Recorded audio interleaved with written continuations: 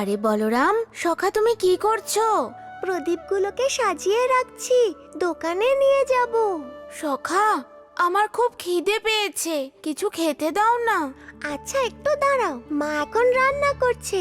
রান্না হয়ে গেলে আমার ভাগেরটা তোমাকে দিয়ে দেব। তোমার ভাগেরটা আমি কেন খাবো? তোমার মতো তো আমিও এই বাড়ির ছেলে।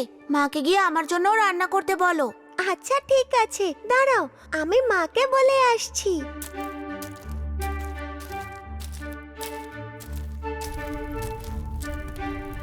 মা, আমার বন্ধু জগার জন্য রান্না করো, সেও খাবে।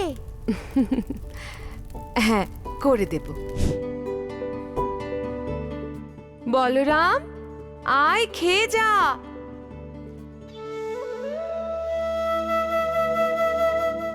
মা, জগার জন্য এখানেই দিয়ে দাও। মা, আমি যাচ্ছি, ঘরের মধ্যে বসে খাবো।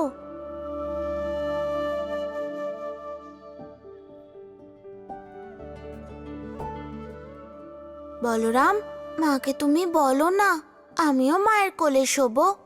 মা, জগাকেও তোমার কোলে ঘুম পাড়াও।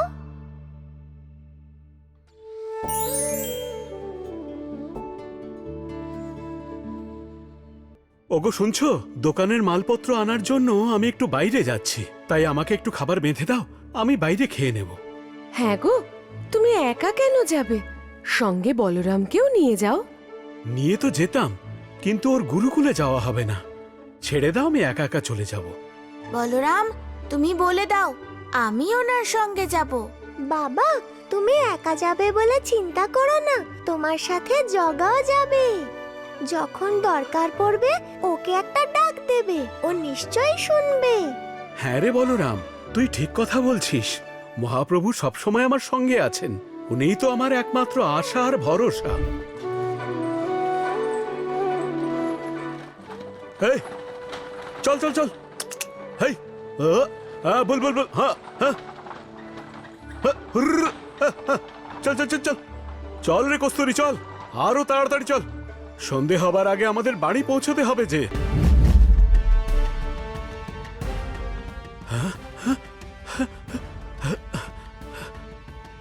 আরে তোমরা সব কে? আমাকে এইভাবে ঘিরে ধরলে কেন তোমরা?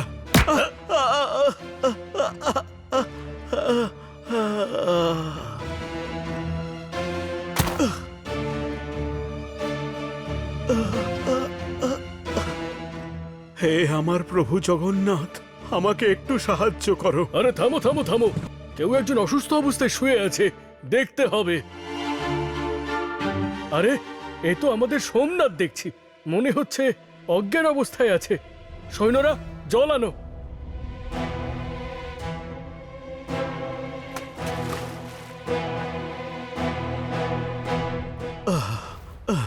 আরে সেনাপতি বটুকনাথ, আপনি? আরে থাক থাক, উঠতে হবে না, উঠতে হবে না, বিশ্রাম নাও, বিশ্রাম নাও। আমাকে আমাকে আরে সোমনাথকে তো তাড়াতাড়ি বৈদ্যের কাছে নিয়ে যেতে হবে। সৈন্যরা, তোলো।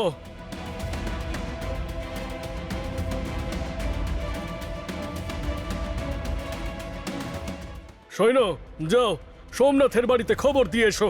যথাজ্ঞা সেনাপতি বটুকনাথ।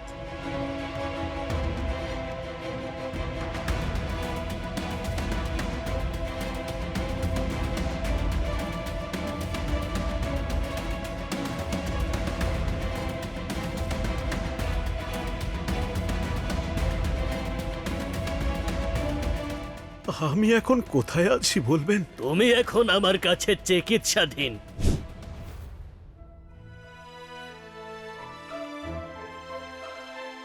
হে প্রভু জগন্নাথ, আমার স্বামীর এ কি হলো প্রভু? আরে কেঁদো না মা, কেঁদো না, ধৈর্য ধরো, তোমার স্বামীর কিচ্ছু হয়নি, ও খুব শীঘ্রই ঠিক হয়ে যাবে। হ্যাঁ গো, তোমার সঙ্গে এরকম কি করে হলো? কে তোমার এই অবস্থা করেছে? আমি জিনিসপত্র নিয়ে বাড়ি ফিরছিলাম,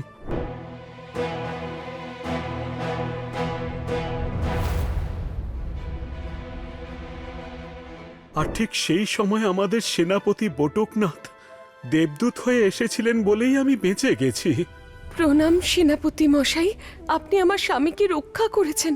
আপনার চরণে জানাই আমার কোটি কোটি প্রণাম। আপনাকে যে কিভাবে ধন্যবাদ জানাবো আমি কিছুই বুঝতে পারছি না। আরে এতে ধন্যবাদ জানানোর কি আছে, এ তো আমার কর্তব্য।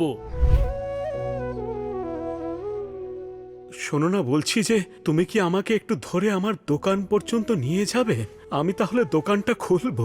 বৈদ্যমশাই তোমায় বলেছেন না 1 সপ্তাহ বিশ্রাম নিতে? তোমার তো শরীর ভালো নেই, দোকান বন্ধ থাক। দোকান যদি বন্ধ থাকে তাহলে আমরা খাবো কি? আমাদের ঘর কি করে চলবে? বাবা, তুমি যতদিন না সুস্থ হচ্ছ আমি দোকান খুলবো। কিন্তু তুই গুরুকুল তাহলে কখন যাবি? তুমি চিন্তা করো না বাবা, আমি গুরুকুলও যাব আর ফাঁকা সময় যখন পাবো দোকানও খুলবো। এখন এখানে জগা থাকলে খুব ভালো হতো। জগা বন্ধু, তুমি? হ্যাঁ, তোমার কথা মনে পড়লো তাই আমি চলে এলাম। কিন্তু তোমার তো আর আমার কথা মনে পড়ে না। কি বলছো? তোমার কথা আমার সব সময় মনে পড়ে, প্রত্যেকটা মুহূর্তে। এমন কোনো মুহূর্ত নেই যখন আমার তোমার কথা মনে পড়ে না। সেই কারণেই তো তুমি হলে আমার সবচেয়ে প্রিয় সখা। জগা, তুমি বলছিলে না তুমি আমাদের বাড়ির ছেলে? তাহলে ছেলে হওয়ার কর্তব্য করো। তুমি এই দোকানে বসো, আমার গুরুকুল যেতে হবে। আচ্ছা ঠিক আছে সখা, তুমি যাও, আমি দোকানে বসছি।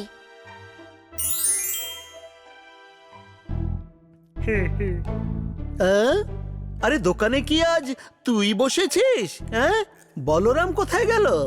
হ্যাঁ, ও তো ওদিকে যাচ্ছে। আমরা দুটো ঘিয়ের প্রদীপ নিচ্ছি শুধু, ঠিক আছে? আরে প্রদীপ নিয়ে চলে যাচ্ছ কেন? মুদ্রা দিয়ে যাও। হ্যাঁ, আমরা এমনি নিয়ে যাই, আমরা সব বিনামূল্যেই নিই, বুঝলে খোকা? হ্যাঁ। বিনামূল্যে নেবে? ঠিক আছে, যাও।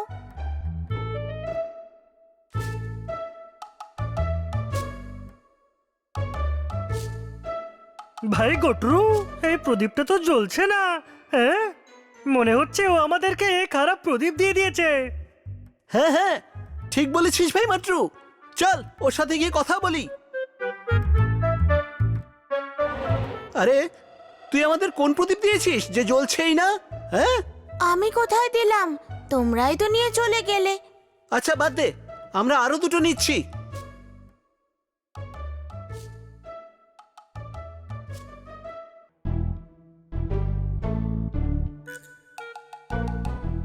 আরে ভাই, এগুলোও তো জ্বলছে না। চল গিয়ে আরো দুটো নিয়ে আসি। ওহো, এ কি বলতো?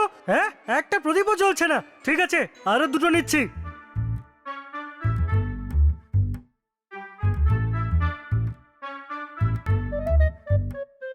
হুম, আরে ভাই মট্রু, মনে হচ্ছে আজ একটা প্রদীপও জ্বলবে না। মনে হচ্ছে ও কিছু একটা করে রেখেছে। চল ওর সাথে গিয়ে কথা বলি, চল।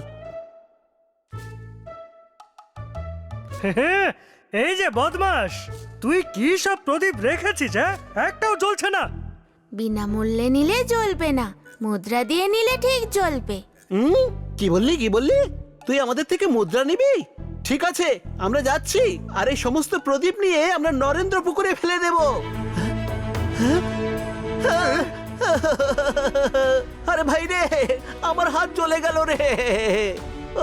হে নিশ্চয়ই কোনো জাদু টোনা জানে রে ভাই। আরে জ্বলে গেল রে। দাঁড়া, এই সব কটা প্রদীপ তোর ওপরেই ফেলছি, দাঁড়া।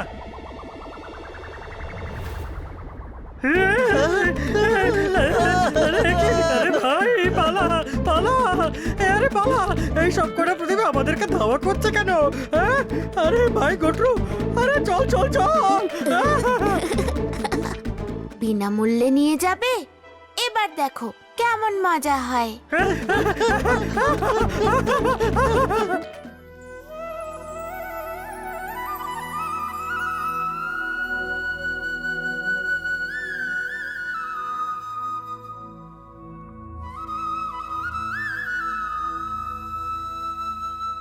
হে জগতপালক কৃপা সিন্ধু, আপনার কৃপায় আমি আবার জীবন ফিরে পেলাম।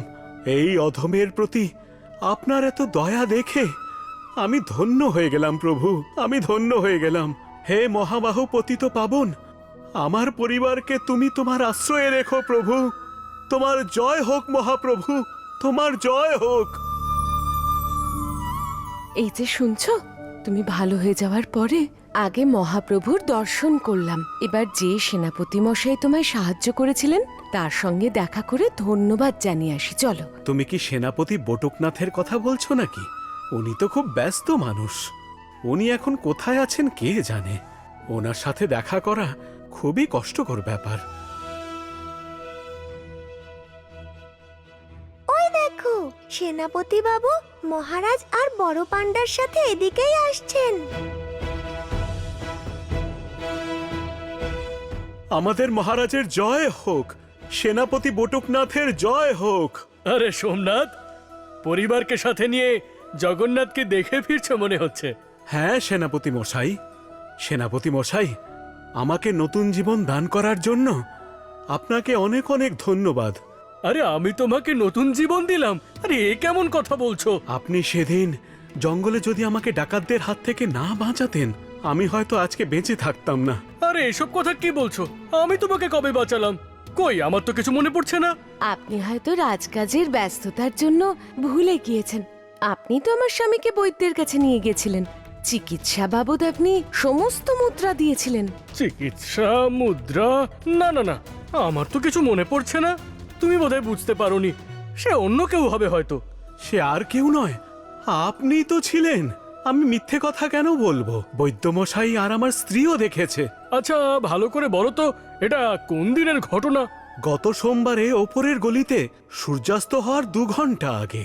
এ তো অসম্ভব। গত সোমবার সকাল থেকে সন্ধে পর্যন্ত সেনাপতি বটুকনাথ আমার সঙ্গে ছিল। একই ব্যক্তি একই সময়ে দুই ভিন্ন ভিন্ন জায়গায় উপস্থিত রইল, কিভাবে এটা সম্ভব?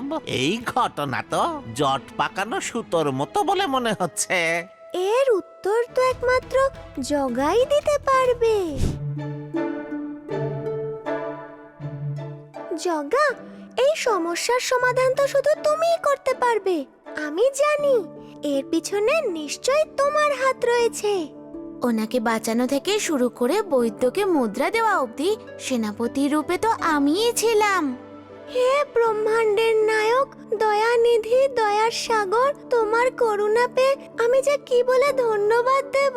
মা সরস্বতীর শব্দকোষেও এই শব্দ নেই। না বলরাম, আমি কোনো করুণা করিনি। আমি তো ছেলে হয়ে তার কর্তব্য পালন করেছি। যে মা আমায় নিজে হাতে খাইয়ে দিয়েছে, কোলে শুয়ে গান শুনিয়েছে, সেই মায়ের মাথার সিঁদুর আমি কি করে কেড়ে নি বলো? হে করুণার সিন্ধু কালা ঠাকুর, ভাবনার চেয়েও তুমি বেশি আপন। পেয়েছিলে তুমি ছেলের আদর, রক্ষা করলে তুমি মায়ের সিঁদুর। জয় জগন্নাথ।